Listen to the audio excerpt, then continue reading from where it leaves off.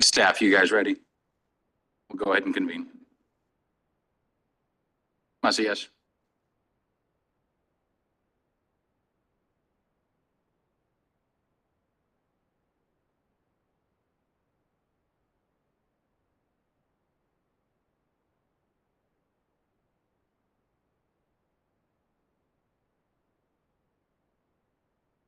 Very good.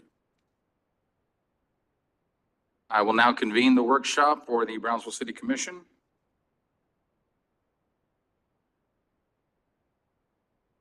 Good afternoon, Mayor Pro Tem.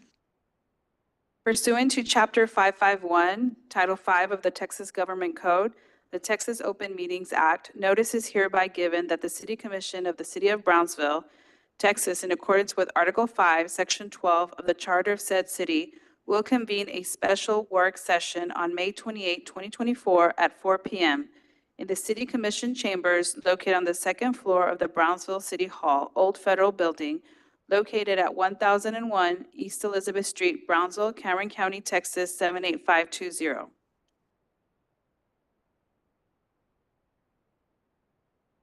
Mayor Pro Tem, it is 4:10 p.m.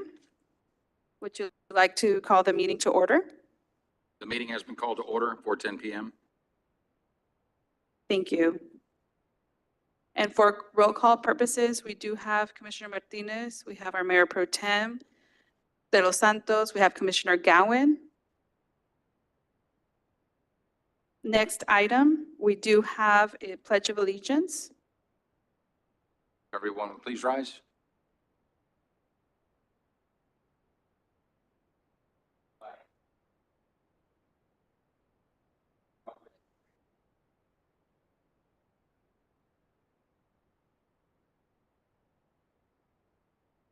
Texas flag, pledge allegiance to Texas, one state under God, one and indivisible.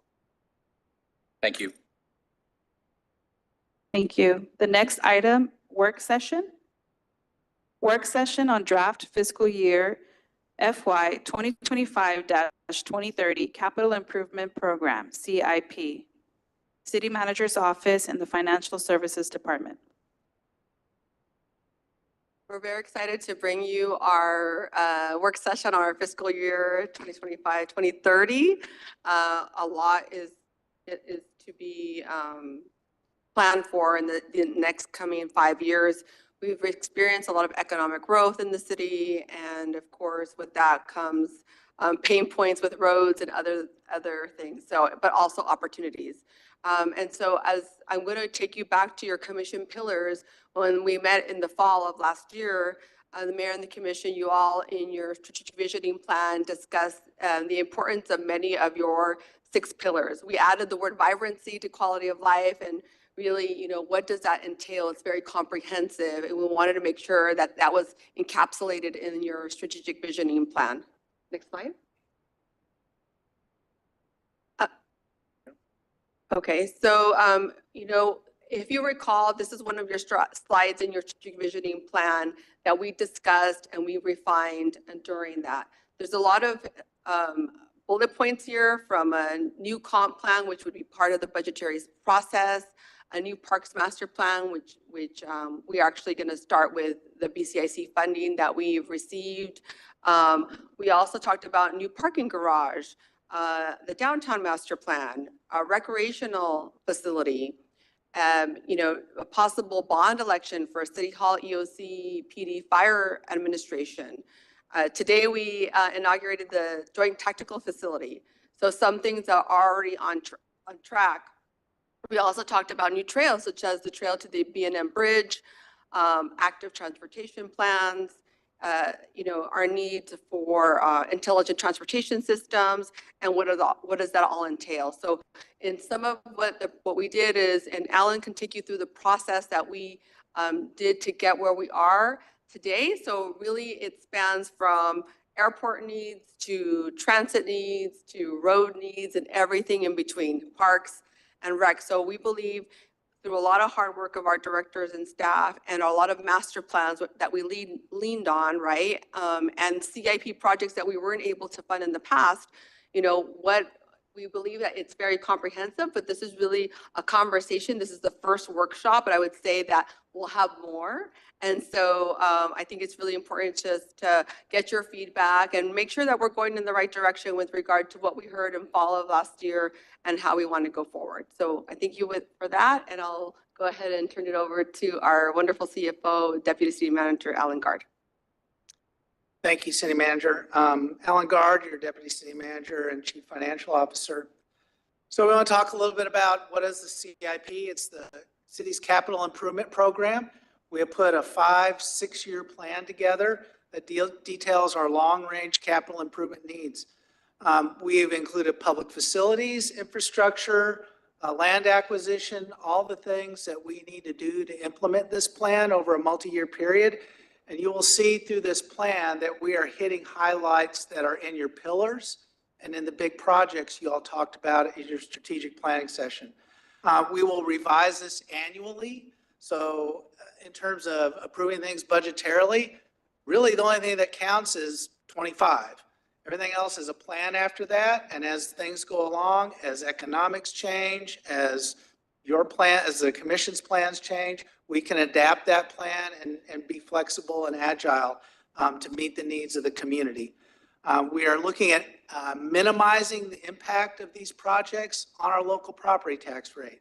And we've done some modeling with our financial advisors that will show you how we have done that. We're also looking, and you'll see in this plan, that we are maximizing grants, in particular at the airport, but also the the funds that will be provided by BCIC based on the quality of life resolution and ordinance that you all recently passed. So to give you a little bit of history, pre-2020, the city really did not have a formal capital improvement program. As things arose, the city sold certificates of obligation and they fixed whatever needed to be fixed. But there was no real plan in place to build out infrastructure and maximize, do things for the community. I would also say that after 2020 or during 2020, we also did our pavement management index. So we really took a x-ray of all our streets, sidewalks, and the street furniture. So that helped feed the plan as to which streets need to be reconstructed, just because you can't mill and overlay them anymore, and what can be saved. So that fed a lot of the initial CIP that was approved by you all. As Ms. Ramirez just stated, the 2020, you started the development of that capital improvement plan. That was by gathering data. And one of the best ways was that pavement management system. Roads are a sticky point for just about every community in America. So I think that was a great first step. Starting in 2021, you developed the first 5-year CIP, 2021 through 25. It was an $83 million plan with $50 million in certificates of obligation and $33 million from grants in the American Rescue Plan and some other funding sources. So here we are in 2024. When we talked with you all on the island, we talked about doing a general obligation bond program. Those require voter approval. So we talked with you about big projects, and we'll talk with you about each of those in detail as we go through this presentation. And then we also talked about doubling or more our funding from certificates of obligation. These are things that typically you would not take to the voters, more of the bread, like fixing City Hall, things like that. Getting matching grants for buses, for hybrid buses, things like that. Our goal is to help maintain an interest and sinking rate of around 25 cents through the length of the program. Right now, that's part of our tax rate. It's made up of operations and maintenance, the O&M portion, and the INS portion, which is interest and sinking. You use that to pay off your debt. Right now, that rate's at 23.8 cents. Our goal is to keep it right around 25 for the entire length of the program. And now today, as we went through that process, the entire city manager's office and every department director was involved in building this plan. It wasn't just a small group of people who said we need this, that, or the other thing. We sifted through a couple hundred at least projects and looked at what we could finance and rated things like on safety, need in the community, demand, and we put a program together that we think meets those needs, that addresses items in your pillars, and keeps it financially affordable for our residents. So this is a very busy chart. The main thing I want you to notice is that this is the for GOs. This is for our general obligation election. And we use this, we will use the GOs hopefully to leverage additional grants. And so we have 3 pots when this proposition goes to the voters. If you all approve of it and move it forward, there would be 3 propositions. Proposition A would be public safety. That would include the creation of a new public safety emergency operations complex, civic complex to be built north of here. That would include police and fire, fire administration, EEOC, possibly cybersecurity for our IT department, possibly municipal court. We are working right now with somebody to help us size that, and I'll talk a little bit about that a little bit more in a minute. It also would include a new downtown fire station. What the fire department's done a space plan that shows station 1 and 2 are too close. So what we would do is close those 2 stations and build a new central fire station that would service the same area, but would operate out of a new station. And again, I'll talk about that more in a minute. And as I go through the projects during the day, we have the department directors here. If you need some more detail, they'll be able to step up to the mic and give you, hopefully answer some of your more specific questions. On the Parks and Recreation side, we're looking at a new city recreation center. And the commission talked about partnering with possibly a YMCA or some other type of organization that would operate that. This $24.5 million is the city share of it. Okay, so we would still look at leveraging other sources and other partners to help make a bigger type of recreation type facility. And then La Posada Park is in here. That $6 million does not include the amount of funding that's already been included by BCIC to fund a $750,000 match for what would be phase 1 of La Posada Park. And then the third pot will be complete street reconstruction. And there'll be 3 major roads that would be funded by that $30 million. And when we get to that, I'll let Dodo talk a little bit more about what the plan would be for that. So the Public Safety Emergency Operations and Civic Complex, we would start planning for that in 2025. We would look for completion around 2028. We're looking at $65.3 million. Approximately $52 million of that would come from the city. We are working on applying for a federal grant through Senator Cornyn's office for an additional $17 million. I'm sorry, $13 million to make that a nice round $65 million facility. We are working with design consultants, a group called 720 Design. They're developing the concept plan to confirm the space and the cost. We want to have those numbers solid before we take anything to the voters. I think it's important for if there's community members is that they know that our emergency operations center right now is a converted kind of conference meeting room at our central library. And so those are the types of things that we've been, making the best of these coming years. But in terms of looking at, the protection of our community, we felt it was important to have its own space and building that is safe and is able to be complementary to other public safety departments. And again, we're looking at replacing stations 1 and 2 with a new fire station more centrally located that would serve this part of the community much more efficiently and effectively. It's also because they're in like historic buildings, and then you have to go into special outfitting of ambulances to be able to come out, and it's also affecting some of our the widths of the street aren't wide enough. I mean, there's other, Chief Sheldon can give more information on that, but there are some constraints with the existing buildings that don't allow them to grow or can limit efficiency. Do you have any questions on these 2 items? A new recreation center. We would start planning for this in 2025. You'll see the construction, the main part of construction will be 29 and 30. The main reason is this, by the time we add the BCIC money, the city money, and if we can find additional partners, this could be maybe a $40+ million rec center by the time we get done adding partners, and it could be very sizable. But we cannot financially afford to build a $65 million public safety facility and a $29 million at the same time. So we want to put public safety first, and then you'll see the rec center in the later years of the program. That's why it's in there that way. I also believe if we do partner with somebody like a YMCA, they'll want to do a local capital campaign to match on this. It'll take time to put that relationship together. And again, our goal would be to have a YMCA operate it rather than a city staff operate it. Because operational money, as you know, under Senate Bill 2 is harder and harder to come by for city.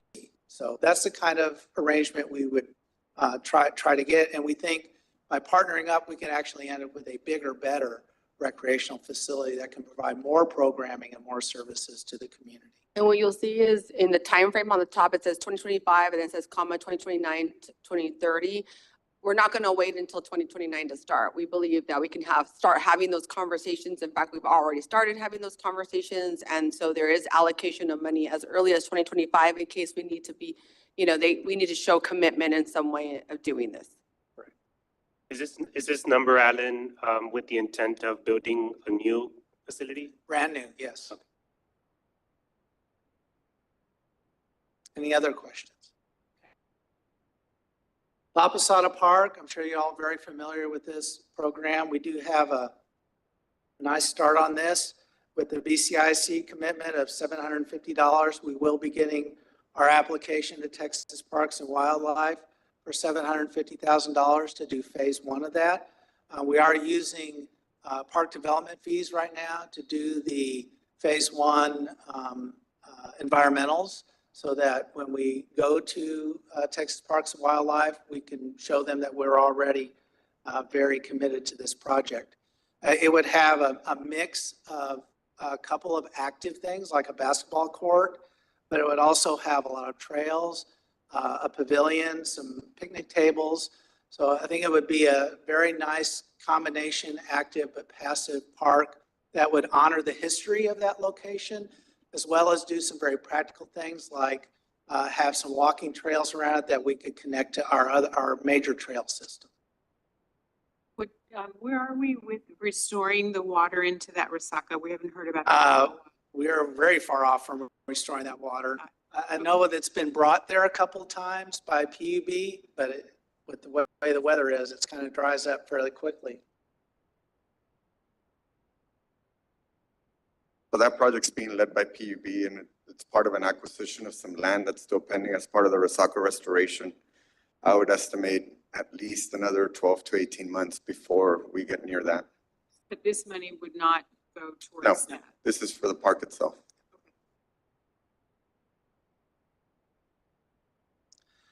All right, complete reconstruction, street reconstruction. I'm going to let Doro talk about this. Before, I have one more parks question. Sure. So there's I think there is a lot of opportunity to partner parks with drainage issues. And I know we spoke about the area behind Walmart on Boca Chica. Where are we with acquiring that land? Because that was, as we discussed, an ideal place to put a trail for District 2, which really doesn't have trail access. We discussed that early this morning. That property is still under contract by the developer. We are working with the realtor, communicating with them that we are interested in it. So as soon as we know anything further, we'll let you know. We also have Commissioner Gowan, we have a whole section on trails in this presentation, just FYI, which shows the trails in each district, proposed new trails. So there's a whole section here that in this work session on trails. And we'll be showing, those are part of the funding from the COs. This is just the GO part first. We wanted to we thought that was a logical way to separate them. So why don't you talk about the difference between GOs and COs as a good refresher, Alan, and what we're looking to discuss first in this workshop and then what we're discussing after. Yeah, general obligation bonds, again, they have to be approved by the voters, and they are for what I would call your big rocks. And so public safety, parks and recreation and streets. So again, when the voters see these propositions, they'll see Proposition A, B, and C, and that's the way they'll be separated. Certificates of obligation are more for your ongoing concerns. They're also for things like matches that we would use for FTA grants for buses. We use them for matches for TxDOT or other grants that could be used for trails. So that's kind of going to be the approach we take with this. Your entire fire equipment replacement will be done through COs, things like that. Okay. All right. So as part of this year's CIP, we funded the design of these three projects that you see up here. For this particular funding cycle, what we're requesting is for 14th Street to be funded as part of the $30 million project. This would be one of the first streets we start, given that we would have the funding for the first year. We're estimating about $10 million per year. This would set aside some funds so that we can begin this project. Coffee Road, which is about a $15 million project, will be combined with the budget from 2025 and 2026. That's the intent right now. These two projects are currently under design. 14th Street is at about 95% complete. We estimate that that design should be complete by around November, December of this year. And then we would need to just acquire some small right-of-ways in this area, but we don't foresee any issues. On Coffee Road, it's a little bit longer. We're at 70% complete with the design. So we would estimate that we'd be ready with the final design on that project probably around this time next year. That's also part of the reason why the delay of the construction till 2026. On Old Alice Road, we're looking to fund that project in 2027. That project is currently being designed. We're in the early stages of design and coordination for that project, but these are the three major full reconstruction streets. They will be complete streets, including a 10-foot shared path trail on one side and a 5-foot sidewalk on the other, as we presented during the commission meeting when those designs were awarded. Dodo, with regard to the 14th Street reconstruction, what will that timeline look like relative to the major construction going on right now on International? So it would probably be towards the second half on International. That would probably be something to consider once we get closer to awarding that project, to make sure that we don't hinder traffic any worse in that area. We hadn't gotten that far yet to start coordinating that. But I feel that honestly, 14th Street award timeline, we would probably be looking around July or September, more or less, of next year. Okay. Very good. Thank you. So I think a nice summary of that would be by the time you get to 2028 or just before 2029, you'd have Old 77 done, 14th Street, Coffee Road, and Old Alice. And I think that'd be a substantial statement to the community that these investments are worth. I would add that that's a compounded, we just finished 52 streets. So I also want to just remind the commission that we're doing a lot of mill and overlay in-house, and we have so much capacity, even though we are using consultants, but still we can only manage so many projects, not only from a financial standpoint, but from a personnel standpoint. Because with many of these wonderful projects comes calls, complaints, bypasses of roads, everything else that y'all haven't really experienced, because we haven't really done that since, I don't know when the last major road, $12 million major arterial reconstruction was done, right? I just don't know. Dodo, I don't know if you can tell me if it was ever done. We've never expended so much money in such a short period of time in the history of the city. So what I always tell, and what we need you to also communicate to our residents, it's just like the water and wastewater project we just started last week of 14.5. There are going to be disruptions, right? In our alleys, in our downtown businesses. So it's also getting the message out to our community, with success comes a little bit of pain, right? Or a lot, depending on where you live in that. So it's just kind of a reminder of we've never had this many projects at this time, plus our mill and overlay, CDBG, and other things that we're doing. Let me add to that to staff and administration, that at the Memorial Day Silent March yesterday, I had veterans thanking me for street improvements that they're seeing around our community. So Keep up the good work. Thank you. Old Highway 77 will be the largest single street construction project in the 22 years that I've been here with the city. And as far as the mill and overlay projects that our Public Works team has done, one of the biggest differences is that we're trying to do clusters instead of just one or two streets here and there, so that they bring more of an impact to our community and they can actually see the work that our Public Works team is doing. In addition to that, we'll also go in there and start doing the traffic signals, the street lights, any painting on the curbs, the street signs. And hopefully if the budget gets approved next year, we may even consider doing some sidewalk gaps. Any other questions on this? Okay, well, that concludes the general obligation piece. We're now going to move into the certificates of obligation, grants, and contributions part. And we have this broken down by department. And you can see that over these years, it'll total, this includes all the COs and everything, 254 million. The CO piece is about 138 million with the rest coming from grants. I'm sorry, the total is 254 million with 116 million coming from grants, 138 million from COs. You'll see a big chunk of those will be a big chunk of the grants are at the airport. But you can see FAAs, we're looking at almost 51 million. TxDOT, a little more than 30 million. FTA, about 10 million. So you can see where that grant distribution is coming from. So starting with facilities maintenance, we plan to put close to $5 million in at the animal shelter. That's to improve what we have. Replace HVAC units. They have drainage and flooding issues that we need to address out there. Roof replacement. We need to put in, upgrade the fresh air intake system. Interior lighting. We're also looking at doing things that save money. So where we can change out lighting to save operational costs, those are the kind of things that make sense, as well as upgrading the restroom facilities. When the police department moves out of the current police station, that's why this particular project for renovating the current police station is out there in 28, 29. We plan to move a bunch of departments there and create a one-stop shop for development services.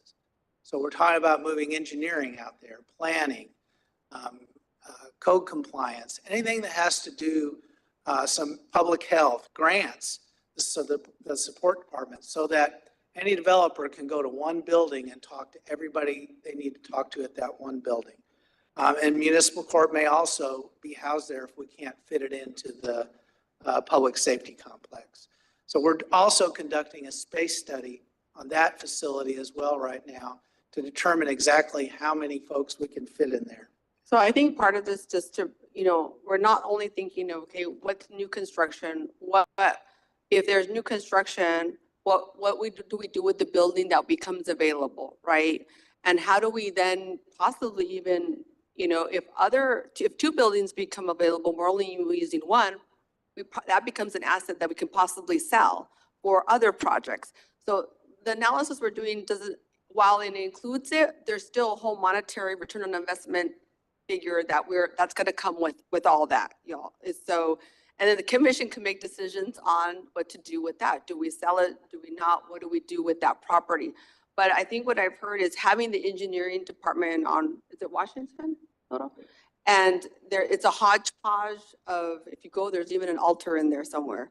And it's a hodgepodge.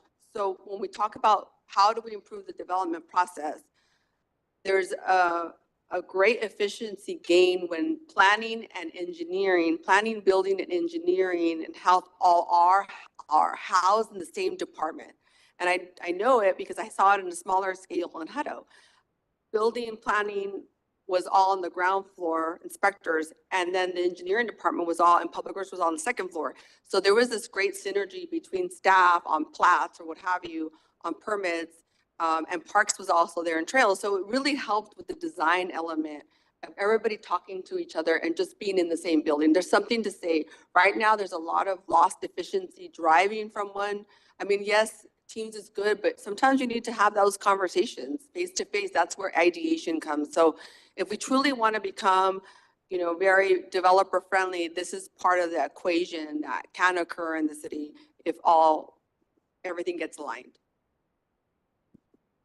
And of course, the opportunity also comes with these changes for us to provide convenience for the residents when we're able to centralize a lot of these departments they have to go to. So we're even more business friendly, right? In the sense that we're not going to make you go across town to go pull your permits. So I think that's also an opportunity to keep in mind as we continue to plan is how can we ease the convenience for our residents and everything that we provide as a city for them.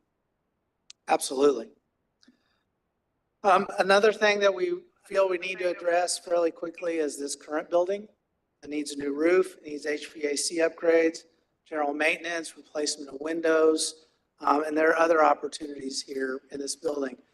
We have had a study done of this building and it needs closer to $50 million worth of work.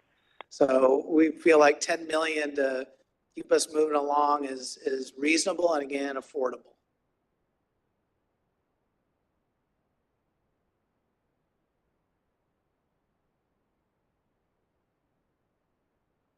That's a nice segue there. In terms of the central library renovation and upgrades, it needs plumbing upgrades, again, changing out lighting saves money, HVAC system upgrades and restrooms. We are talking about the library doing a master plan for themselves as well, and looking at how they use their public spaces and other improvements that can be determined through that master planning process.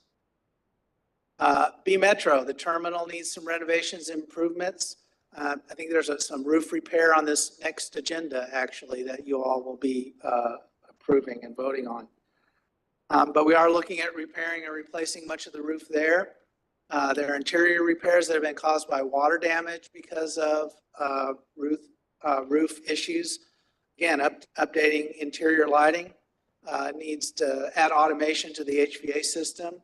And then 2, we want to finish out the rental spaces at the parking garage across the street. I think there are some opportunities for revenue that we're missing out there. So we think an investment in that will pay off and help reduce the subsidy to B Metro by increasing some non-bus related revenue. Alan, on that note, given that we're a border community and I don't see the immigration problem ever going away completely, thinking about the functions that we're performing in those spaces now with regard to emergency operations, where would those be moved to if we upgraded these and rented them out for retail? Now, we don't have to have that answer today, but that's something I want us to be mindful of. Very good.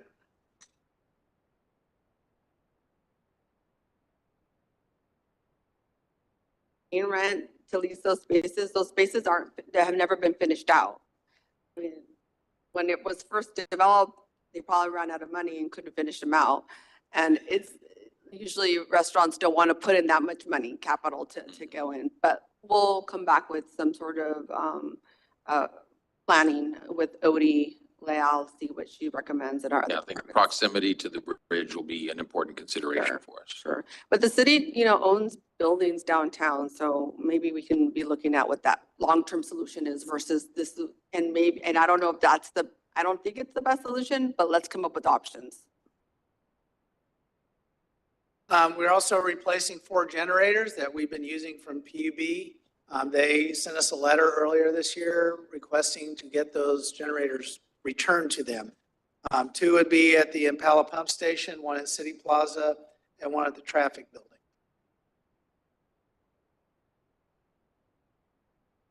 Alan, when we speak to moving these generators, such as the Impala one, I think it's important to note the concern that Commissioner De Los Santos mentioned earlier about these projects overlapping, because there's a lot of big constructions happening at the same time. It's a very big inconvenience for the residents that live around that area.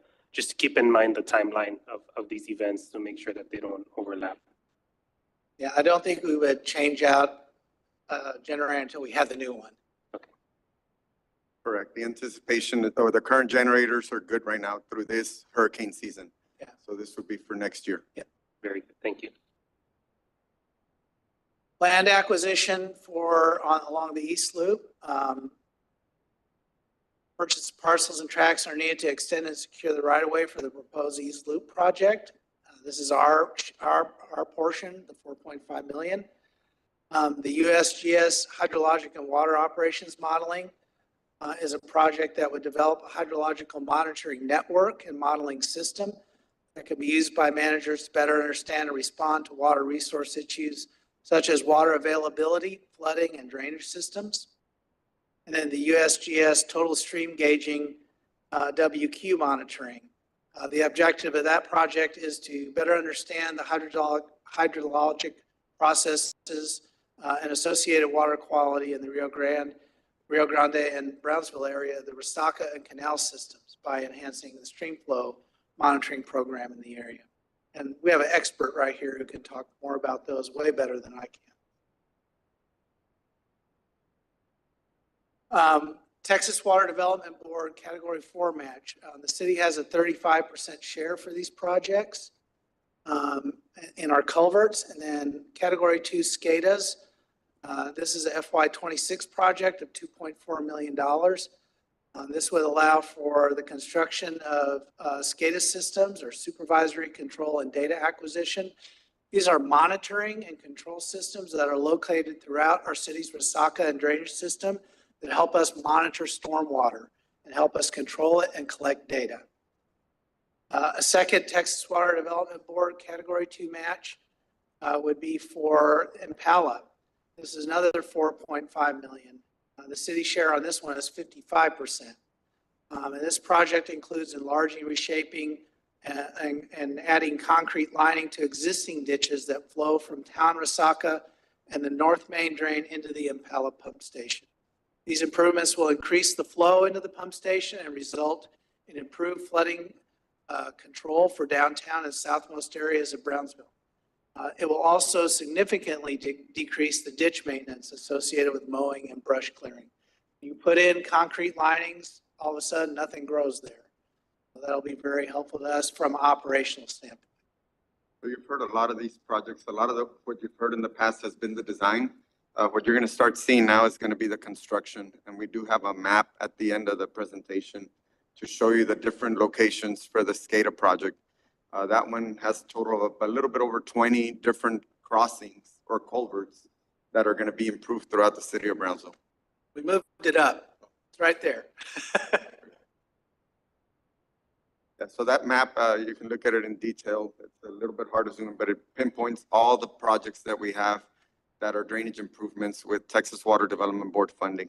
Those little colored triangles all over. Yes. Yep.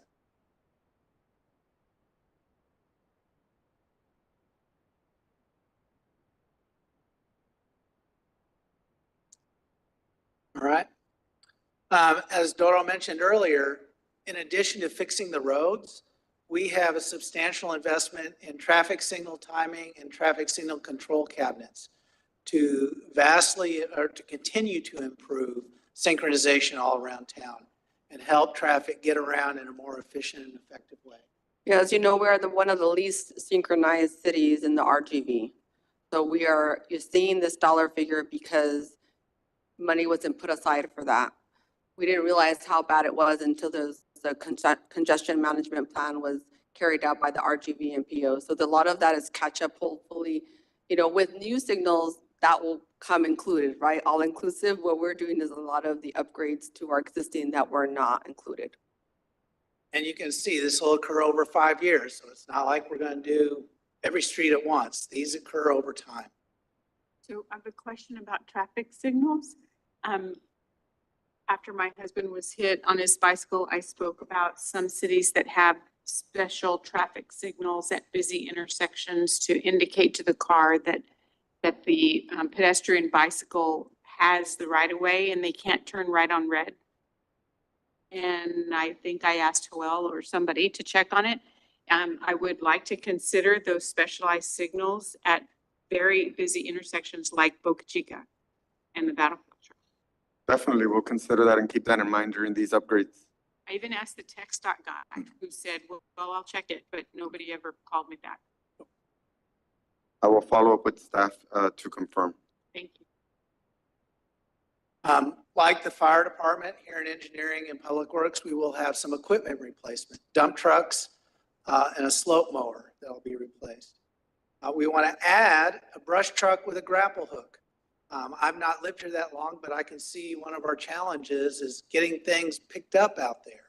And these grapple hooks are needed in order to accomplish that. So by adding one, we can supplement the service that's out there now and get things picked up a little quicker. Also, Parks has a lot of projects in our parks where they do a lot of tree cleaning and we need to pick that stuff up. So the Greens Division is able to help support the Parks Department as well with this new piece of equipment.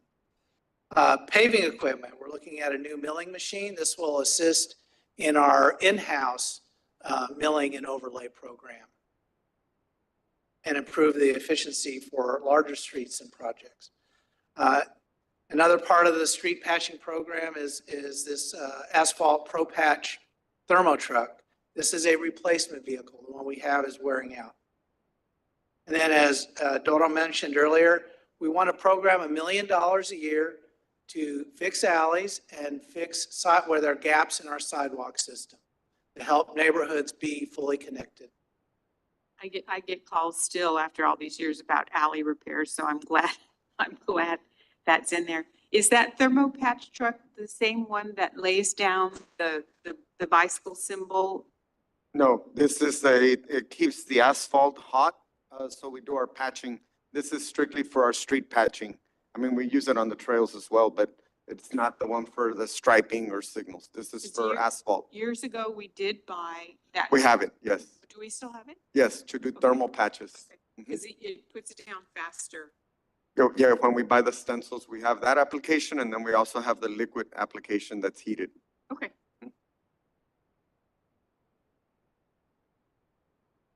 In public transit, this is our match, $840,000 for to get a total of $5.6 million to purchase 6 vehicles that are hybrid electric diesel buses.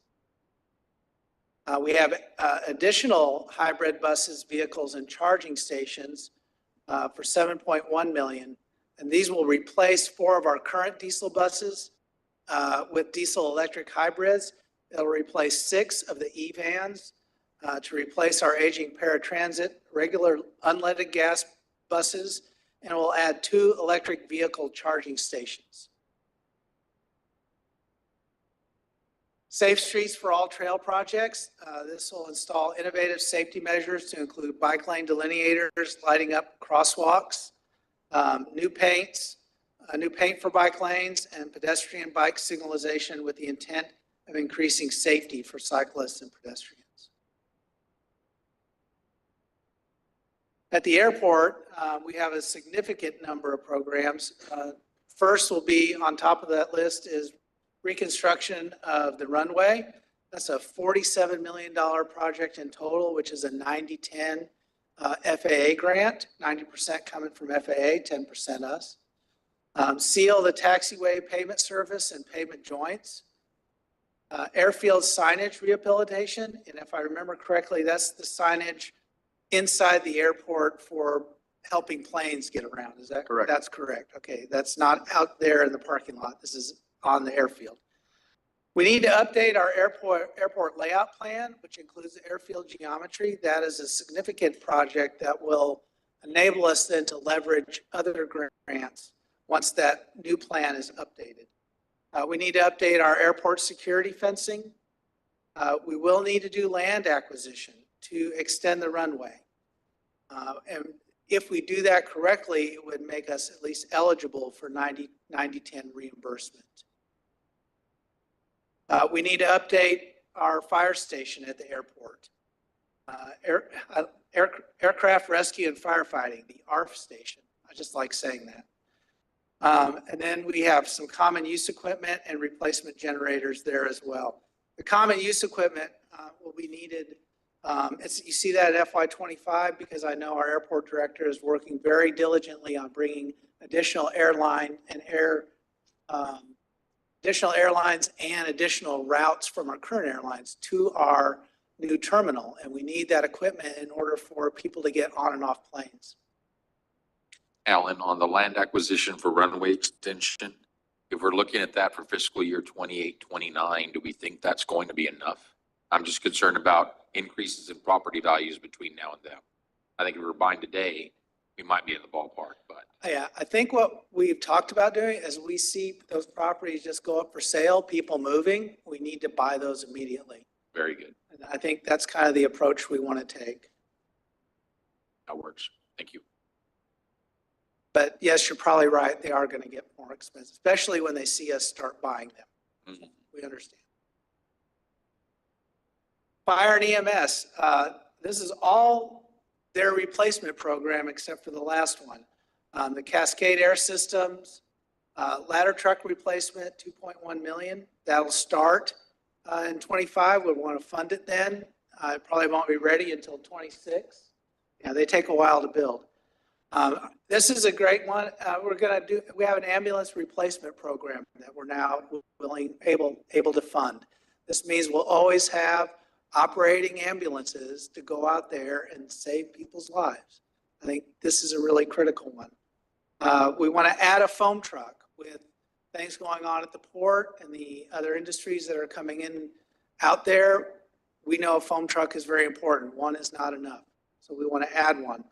And we are looking at some, I'll just say this, alternate funding sources for that. That's the way I'll put that. We need to replace, I believe this is 3 of our fire trucks, fire engine replacement program. Is that 3 or 4? That's 3. We need to replace our brush truck, our quick attack unit. We have 2 of them. And then at fire station number 9, we want to add a memorial grounds and walking trail. Which one is 9? It's on Alton Galore. Police administration has a small ask. They want to replace a ballistic armored ATV, 2 of them. We want to update our city surveillance camera systems and expand it. And then what we just opened today, the Joint Tactical Training Center, they want to add a 50-yard pistol pad to that at that location. And in talking to one of the commanders today, eventually they will want to add a 100-yard pad that can be used for pistol and rifle. But this is in their first ask. Parks and Rec, we really want to wait until the park master plan is complete because we like to take our projects from there. This 18.5 million represents the money, the 50% that we would get from BCIC. That's at the top of this page. But the things we've talked about with staff identified is really building and maintaining, repairing and maintaining our current park system. There's really not a lot of new things in here, but I will touch on a couple. So you'll see things like we need to replace our bathrooms, and some of our parks have a bathroom concession stand together. We would like to replace that whole unit. We would like to start installing some splash pads as smaller pieces at some of our other parks. But also, we've been talking about replacing where the pool used to be at Olivera Park with a nice major splash pad. That would be a great aquatic facility for that part of town without having to add lifeguards. So again, we're thinking about how can we provide an amenity without adding operating costs. And we think that might be a good way to do it. We know where we need to plant trees. We're thinking about basic things like trash cans and recycle bins. We need to upgrade sidewalks. One of the things we've talked about both with the Park Advisory Board and the Special Needs Advisory Board is one of the things we like to do is make every playground in town accessible. It's about 1.4 million to do that. We could do that over 4 years, do 25% at a time. But a kid in one neighborhood who's not in a wheelchair wouldn't have to go to that park across town. They go to the park in their neighborhood, or their parent who's in a wheelchair. You go play on the playground with them. We think this is an inclusive program that needs to happen all around town. We have 44 parks. I think more than half of them have playgrounds. $1.4 million to make every single one accessible. We know we need to install accessible playgrounds. We also know we need to replace some of our playgrounds. We probably need to get on a rotating system where we are replacing outdated playgrounds about 3 or 4 a year. So we know we need to work on that. We'd like to see some improvements at Sam's Pool and Gonzalez Pool. What we talked about is, just kind of, again, brainstorming is maybe how can we add a cool slide to this? Or how can we add some other type of feature to make this a different pool. We know we need to do some basic things. We know we need to resurface pools. So again, how we program this money, we left this particular item flexible for now and see how things go. We know we need to resurface basketball courts, and we know we need to regrade sports fields. We need to take out all the infield and replace it at several of our parks. So I know that the Parks Master Plan has not yet begun, but I think attention also needs to be placed in the fact that there are still areas of city that are park deserts. And we should address that. And we are still well below the acreage per population that we should be. So there should be a plan within that Parks Plan of how to reach closer to that acreage to population ratio. Okay, well, we'll make sure we address that in the master plan. And whoever we hire will make sure that's an item, a topic we discuss. Alan, before we move off that slide, one other thing. When we're talking about bathrooms and concession stands, are there any lessons learned about whether it's better to have these consolidated into one structure and then everything has to be replaced at the same time? Or is it better to have them separated and then address the one that has the need rather than replacing everything? Have we learned anything in the past with regard to parks in Brownsville? I think it depends on the park. I mean, I know in my experience in coaching and working with leagues, you wanted to have the concession stand in a place that was centralized, and that just also happened to be a good place where you had your bathrooms. So we can have that discussion with staff and with designers, and I think that'd be another great topic for the park master plan. Thank you. We need more bleachers. We've had some discussion about adding some outdoor pickleball courts. That's very popular these days. We know we need new scoreboards at many of our fields, new foul poles, and of course, Musco lights and replacing ball field lighting. We had some conversations with some folks that run our Brownsville Tennis Center. I will let you know that is a gem. It is really unique, and I think it's an opportunity that if we help them maintain and upgrade that facility, it's a real opportunity to bring people to town, because there aren't big tennis facilities like that all around, and it's really special. They need to have all their courts resurfaced.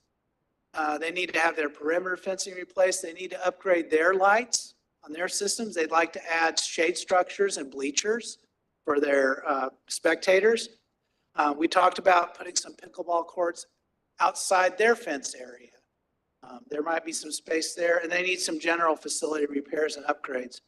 When we met with them, there were representatives from the USTA there. I believe they were from Houston. And they talked with us too about if we make these kind of investments, they will provide matching grants. So again, we'll be able to leverage money for that particular facility. And again, I think we're very lucky to have that facility there. Not every community has, what is it, 15 tennis courts, something like that. It's massive. That's like softball tournaments, except with only 2 people at a time. So I think it's a great facility and a real opportunity for us to bring people to town. All right, these are the sidewalk and trail projects that are upcoming. Many of these have already been funded or are going to be funded. A lot of it comes from our match as well as TxDOT grants and other grants. And I don't know if you need any more discussion on this. Joel can come up and be the expert on it, but I think you're familiar with the majority of these.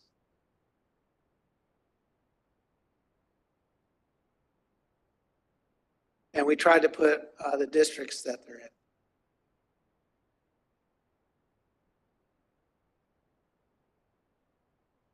There's just a typo for the sports park West Rail. I think you mean connecting the northernmost point of the West Rail with the Brownsville. Okay. Yes, I think you're correct.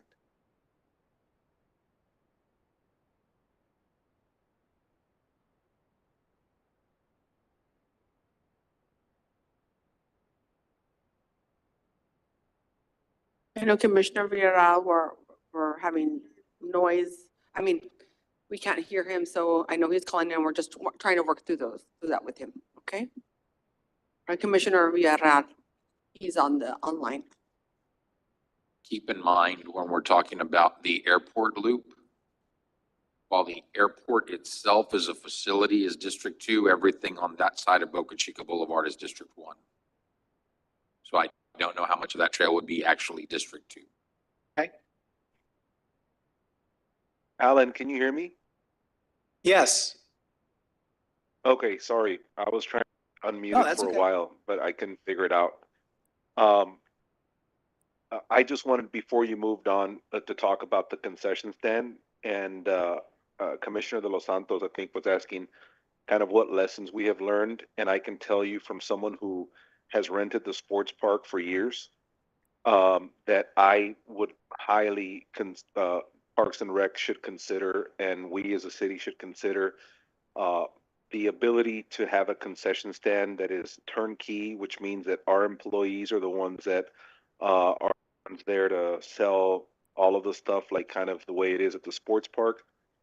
But there's also a way to build where there's kitchen equipment that is not accessible, because obviously you don't want to turn over the keys to someone that doesn't have a license to operate a kitchen or something like that. But there's a way for you to still rent a facility and open the concession stand for people who want to bring in and sell their own items. Because at times, one of the biggest lessons that I can tell you that I've learned from renting from the sports park, and we can say it's going to change, I really hope it does, but it's so much easier to just rent the facility. Sometimes the sports park doesn't open the concession stand, and the security guard doesn't let people bring in water or Gatorades, and the concession stand is closed because an employee called in sick, or they couldn't find someone to open it. And so there's no water inside the stadium or nowhere to buy water inside the. And so when we look at parks, I know they're all over town, but I do believe that there needs an ability to rent, have an event, and say, do you want to rent it with a concession stand that we run? Or do you want to make your own money off of concessions, but then we just charge you a larger fee, because we're not going to be making money off of the selling of items. They will, but it's a different fee. We are very open to that discussion. Yeah, I just wanted to bring it up for just to have it in mind, Sure. because those are rentals that I do all over the state, and I rent our facility at St. Joe that way. I say, do you need a turnkey? This is the price, or do you just want to charge your own admission and your own concessions, because you're obviously going to make a lot of money that way? Because I could charge the admission and I can sell my concessions and rent you a field for a certain price, or I can up that price because I'm going to let you make money, but I'm going to charge you a heftier fee to allow you to sell your own stuff. Okay. Anyway, that was something. Later, the other stuff is irrelevant. I was going to try to say something about other stuff, but we're long past that, and we're okay.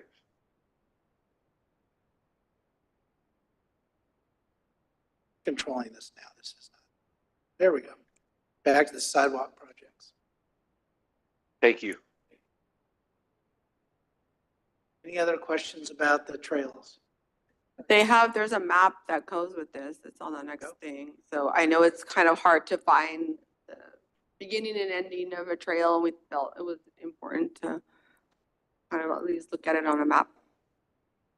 Well, so recently I found out about you know how we apply every year for TASA, which a lot of those were from TASA stands for Transportation Alternative something. Anyway, but there is a large category of TASA that I don't think anybody here in the Valley has ever applied for. And I'd like to learn more about that, because I'm wondering is there a way to bundle everything we don't have funded yet and apply in the large category? And I don't know the answer to that, but I'd like you to find out. Yes, Commissioner, yes, the TechStop program that TASA's Transportation Alternatives set aside. And so there's two categories, one that comes directly to the MPO, which is normally what we apply for, but the other one is directly to the state of Texas or TxDOT.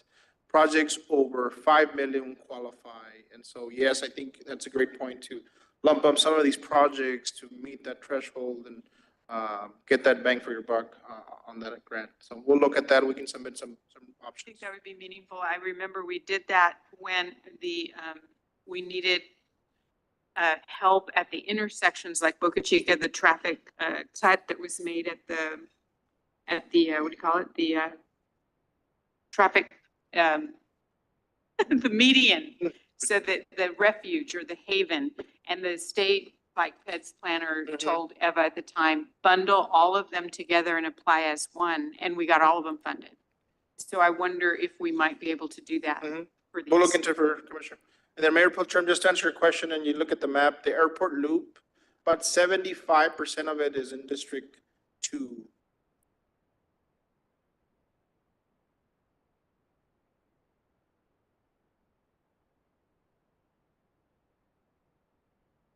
I had a question. If I recall correctly, we had talked about having internet hotspots along our trails as we continue to build them out. Is that still the plan moving forward? Yes, Jorge, I mean, I don't know, I know you're working with all various different departments from library to parks, so maybe you could speak to that. Yes, that's correct. So right now we're building the plan with the 5G. So we're already working with the fiber lit communities so that we can start planning how we're going to bring all those connections to the trails. So yes, there's a plan. So then I think that's between phase 4 on the southmost trail, if I'm not mistaken, because we see a lot of people still go to the library after hours, and since they close their gates, it's really hard for them to have internet access. So when we think about the trail, which is going to be right along the southmost library to accommodate, maybe thinking about putting 2 tables out there or something, so they are still able to access the internet, but still be able to do so by the trails, along the trails. Correct. And then also on the first phase of the 5G, which we're trying to get it done this year, we will be able to have the ability to have, hotspots for the public in certain areas. So we could actually plan it and find those first phase areas that we can start. Like right now, we got 2 parks already in mind here in downtown area that will have the free Wi-Fi for the That'd be public. great. I would love to help you identify those. Okay. Yes, sir. Thank you. And Commissioner, just to add on your comment, actually, we're working with the library for that phase of the Southmost Nature Trail. Similar to what Parks and Rec did at Linear Park, where you have the bench with the solar pad, very similar we want to do for the Southmost Library, to your respect, if folks can use it when the Wi-Fi connection is there. That's awesome. Thank you. And I'm just very happy to see some trails going up in District 2. Even though it's 2 more that we did not have at all. So thank you for that.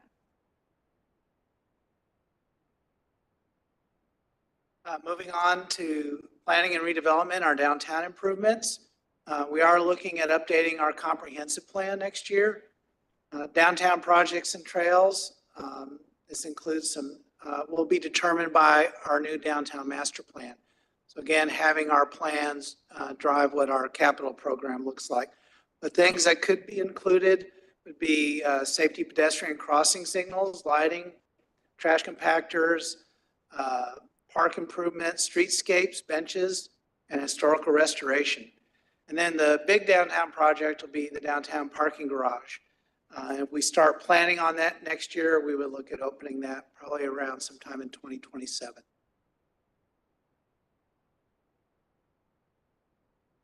Information technology, we will do the second year of our network modernization in 2025. We have some enterprise service management software scheduled for 26. And then we'll be changing out our entire financial system through an enterprise resource planning or ERP conversion in FY27. I don't expect you to look at this. This is very busy. But I wanted to show you that we've been doing financial modeling with our financial advisors. We actually have a little more updated one from this.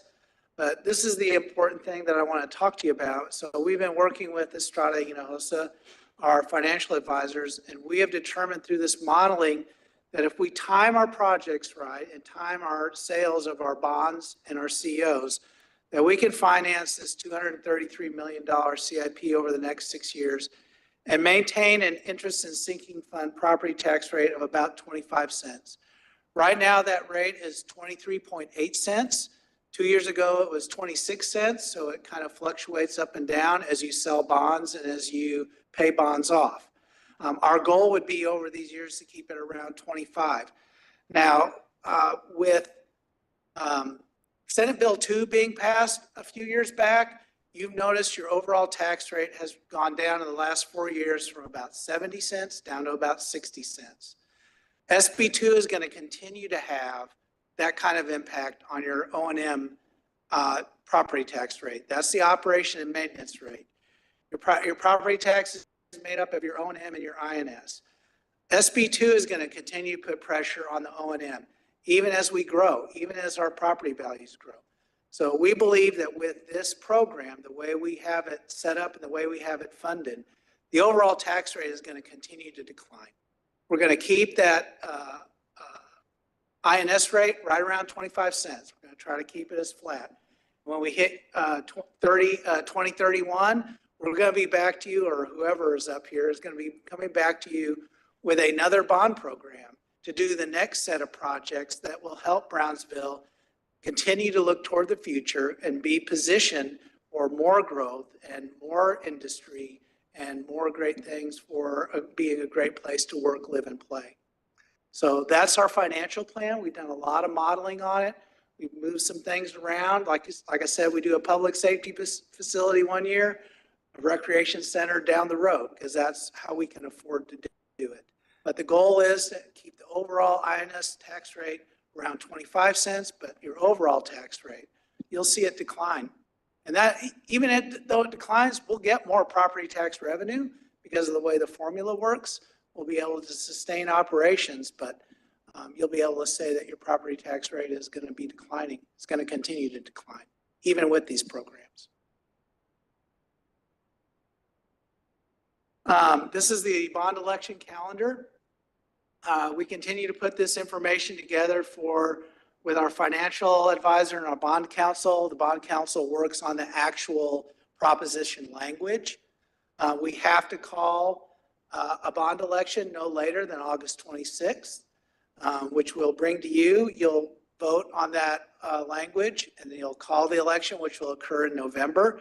September, the bond counsel delivers those notices.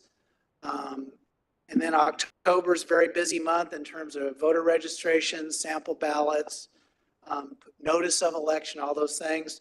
November 5th will be election day. You'll canvass the vote sometime between the 8th and the 19th. And once the contest period ends, December 19th, we can start looking at selling those bonds and moving those projects forward. One thing we'll also include is a robust educational campaign. So start early in terms of, it's probably simpler because it's not as confusing as the MDD, but really having that education and campaign aspect available to the public early, I think it's very important. And it's something that we would be contracting for. And also boots on the ground, right? Physically hold workshops and work sessions on what this means, what the potential bond is, and what does it entail and why. I think securing an architectural engineering firm to give us, the true cost, I think it's important because we don't want to overpromise and underdeliver. I think you have to be careful with those things. Those things have happened in the past with other jurisdictions, and we got to make sure that we're looking at, what's the square footage we're talking about? What's the amount of land needed?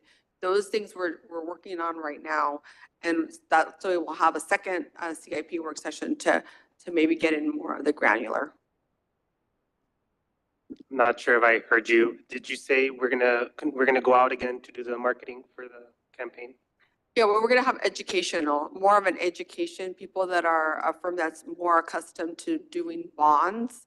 It's not just marketing. It's really like who has, which consulting firm has actually gone through a bond process and really knows how to educate the public. I understand It's that. really like an architectural engineering type of firm that's probably what they include as part of their services.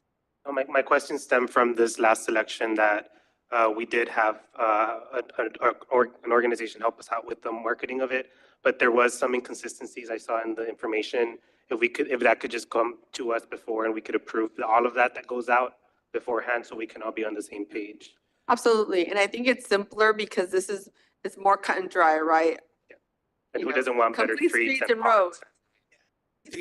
Fire, education, parks and rec, you know. Take care of your police and fire. Do you want to have great parks? Do Yeah. you want your roads fixed? Yes. Yes or no? It's really meat and potatoes types of things, right? But yes, sir, we'll go ahead and, we'll want to start early to be able to get your input Great. early. And I think that's what I'm trying to convey is that we're trying to get this early so that we can get your input early.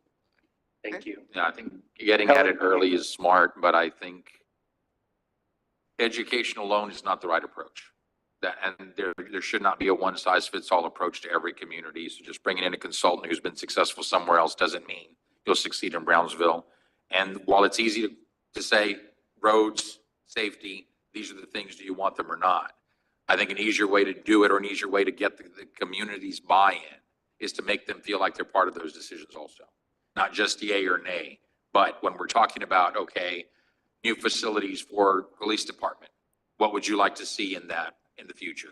When we're talking about roads, which are the priorities of which roads you think are most important? Now, we've got on there already, but there needs to be some type of mechanism, whether it's town halls, meetings, where we're not just telling them, this is what you get if you vote yes, and you don't get it if you vote no, but where there's opportunity for citizens to have input.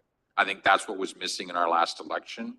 And I think that's where one of our missteps was. So I think it's always important, just like we do with master plans, we get lots of community input and buy-in, so they've helped craft it.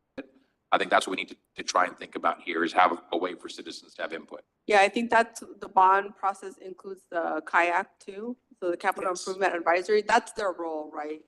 So to Commissioner's point, they're a capital improvement advisory board that are accustomed to dealing with capital improvement programs. That's a mechanism by which you'll have also feedback from the public, right? And actually that's how all cities do it. They use their advisory board as that mechanism. That doesn't mean that you can't have a booth at farmer's market, or I like a lot of the informal, feedback as well.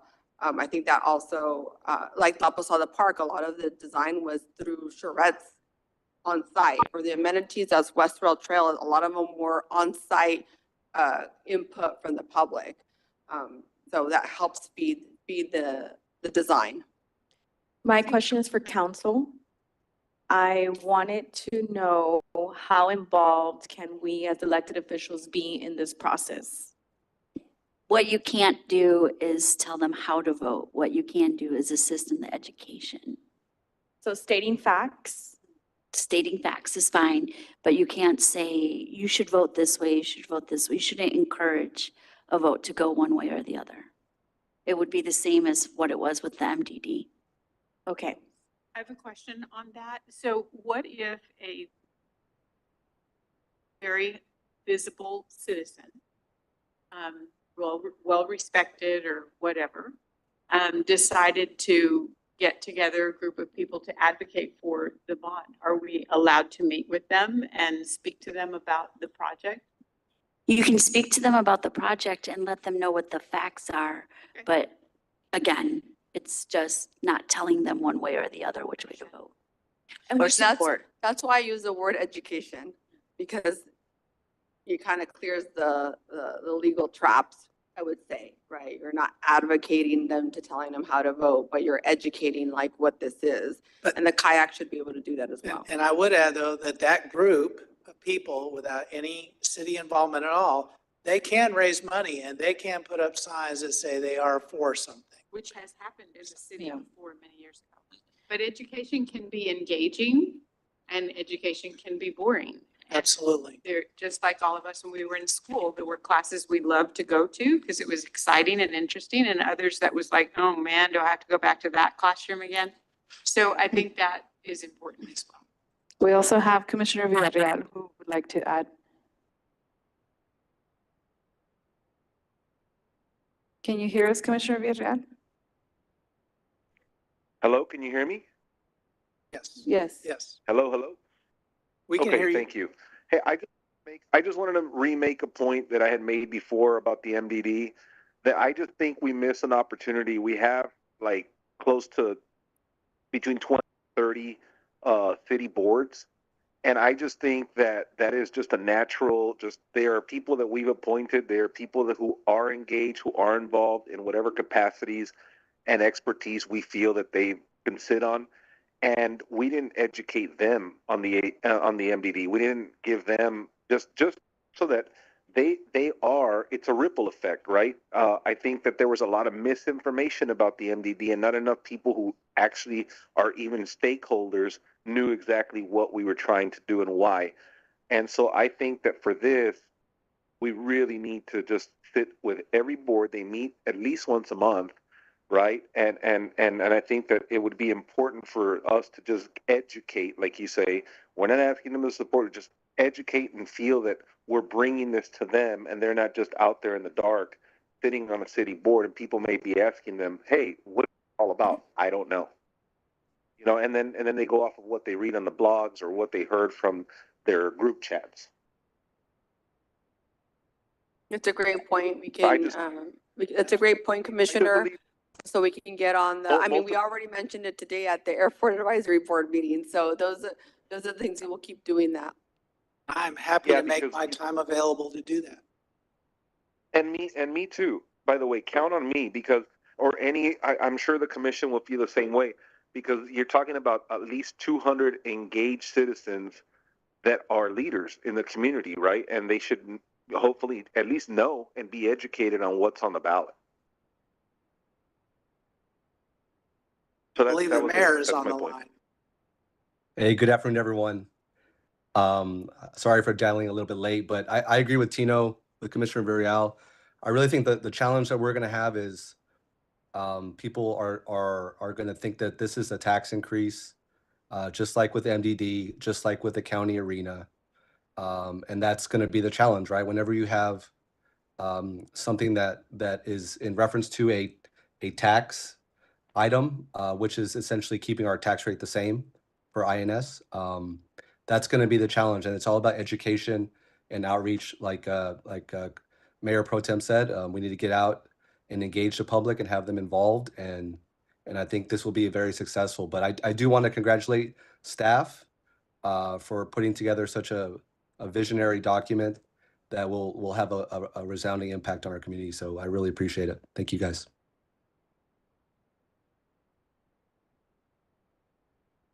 Thank you, Mayor.